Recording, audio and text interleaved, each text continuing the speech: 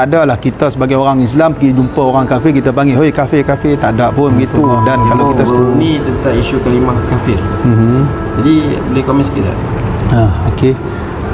Kataan kafir tu dari sudut bahasa Arab dia membawa beberapa makna. Antara maknanya kafir tu dengan makna menutup, ya. Jadi kafir menutup dekat sini ni bermakna dia menutup hati dia daripada menerima Islam.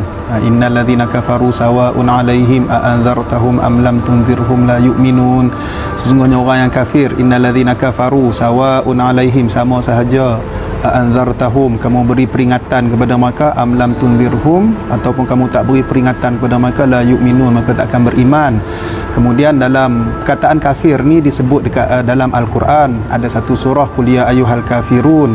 Kemudian dalam Al-Quran ada kisah para nabi bagaimana mereka berdakwah kepada kaum keluarga mereka, dan sehingga ada yang mati dalam keadaan mereka tak mahu menerima Islam, mati dalam keadaan kafir, yang Allah Ta'ala melarang untuk beristighfar, memohon ampun kepada ahli keluarga sendiri, walaupun ahli keluarga Nabi sendiri, walaupun mati dalam keadaan kafir. Kita boleh rujuk kisah Nabi Ibrahim AS, bagaimana baginda berdakwah kepada ayahandanya. Begitu juga dengan kisah Rasulullah SAW, bagaimana bapa saudara Rasulullah, bapa saudara kandung mati dalam keadaan yang kafir, Abu Lahab, surah Abu Lahab yang sampai sekarang kita baca kan. Walaupun Abu Lahab ini dia bergembira dengan kelahiran Rasulullah SAW, tapi apabila mereka mati sebagai kafir, bermakna mereka adalah ahli neraka. Itulah pegangan kita sebagai orang Islam dalam konteks bermasyarakat. Kita dalam bermasyarakat, asas kita adalah kita melihat orang kafir. Kafir tu pula dalam fiqh dia ada kafir zimmi, bermakna kafir yang berada di bawah tanggungjawab orang Islam. Dia kena jaga mereka, dan orang Islam perlu sampaikan dakwah kepada mereka, sehingga mereka ni tertarik untuk masuk Islam. Tu kafir zimmi, dan dilarang untuk kita menyakiti mereka.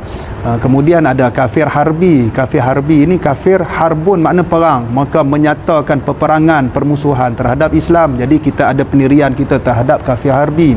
Jadi yang jadi isu dekat sini, tak adalah kita sebagai orang Islam pergi jumpa orang kafir kita panggil hoi kafir, tak ada pun begitu. Dan sebagai orang Islam yang memahami agama, dia takkan buat satu perkara yang menyebabkan orang bukan Islam ataupun orang kafir ni dia jadi jauh daripada Islam.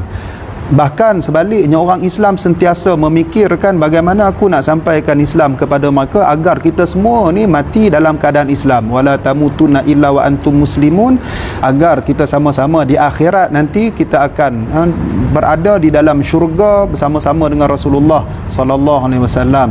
Kan itulah sebenarnya. Jadi bila ditanyakan di dunia ni ada berapa banyak agama? Agama di dunia ni hanya ada dua sahaja.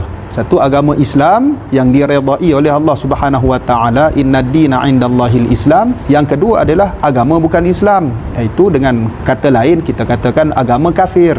Wa may yabtaghi khairal islami dinan falan yuqbala minhu wa huwa fil akhirati minal khasirin. Siapa yang mencari agama selain daripada Islam, falan yuqbala minhu, tak diterima, wa fil akhirati minal khasirin, dan hari akhirat dia tergolong dalam kumpulan manusia yang rugi. Istilah Islam bagi orang Islam dipanggil ummah. Mereka semua ni Islam dan kafir ni, maka ini adalah umat Nabi Muhammad SAW. Yang Islam dipanggil umat ijabah, yang belum Islam dipanggil umat dakwah, ataupun dengan istilah lain yang disebut dekat dalam Quran tu kafir lah. Selagi mana mereka belum meninggal dunia, belum mati, jadi menjadi tanggungjawab kita untuk sama-sama kita fikirkan untuk nak menyelamatkan mereka daripada kekal dalam neraka selama-lamanya, azab dalam azab api neraka. Jadi menjadi tanggungjawab kita untuk menyampaikan dakwah Islam kepada umat Nabi Muhammad SAW, umat dakwah ini, ataupun kafir tadi. Jadi kafir bukan bermakna satu penghinaan, kafir bukan bermakna kita menunjukkan permusuhan. Bahkan kafir zimmi tadi dia berada di bawah tanggungjawab penjagaan orang Islam.